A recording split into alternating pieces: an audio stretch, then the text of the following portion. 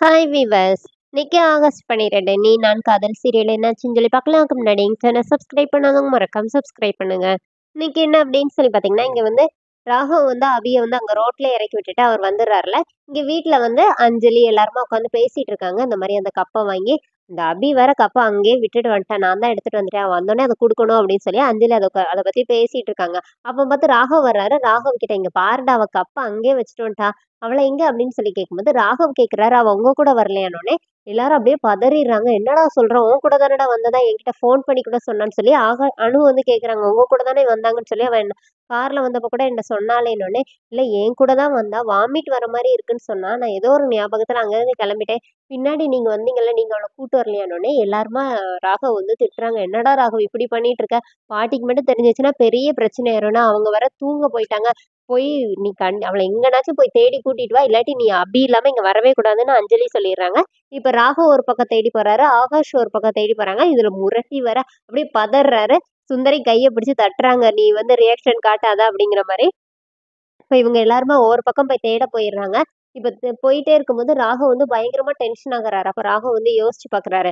First அபி வந்து சண்டை போடுவாங்கல்ல, நீங்க அங்க போக கூடாதுன்னு. அப்புறமா ராகவ் வந்தோடனே சந்தோஷப்படுவாங்கல்ல, எல்லாத்தையுமே யோசிச்சு பார்த்துட்டு நம்ம விட்டுட்டு வந்திருக்க கூடாதோ, அவ உடம்பு சரியில்லைன்னு தானே கீழே இறங்குனா, நம்ம அவளை இந்த மாதிரி இடத்துல விட்டுட்டு வந்திருக்க கூடாதுன்னு சொல்லி அவரோட தப்ப வந்து ஃபீல் பண்றாரு. ஃபீல் பண்ணிட்டே காரை ஓட்டிட்டே வராரு.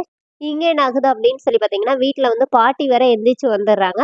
வந்து என்ன எல்லாரும் தூங்காம என்ன பண்ணிட்டு இருக்கீங்க அப்படின்னோடனே அஞ்சலி வந்து எல்லா விஷயத்தையும் சொல்லிடுறாங்க. பாட்டி அப்படியே மயங்கிடுறாங்க. அப்புறமா டாக்டர் எல்லாம் கூப்பிட்டு இங்க ட்ரீட்மெண்ட் பண்றாங்க.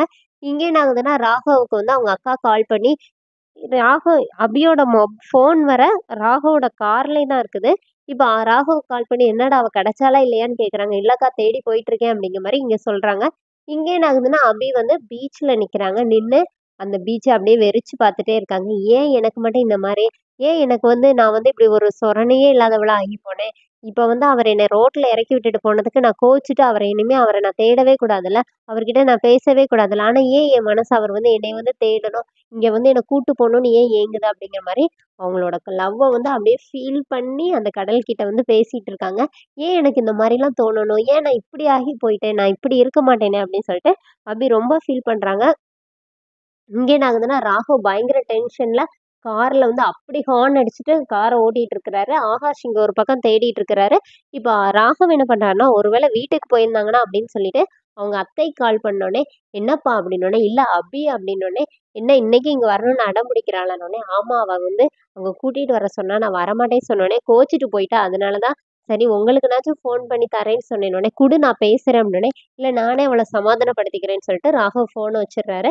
இப்ப இங்க என்ன ஆகுதுன்னா, அபி வந்து கடற்கரையில நின்னு இந்த மாரி பேசிட்டு இருக்காங்கல்ல, அங்க வந்து விக்னேஷ் வந்து அவரோட ஃப்ரெண்ட்ஸ் கூட நிக்கிறாங்க.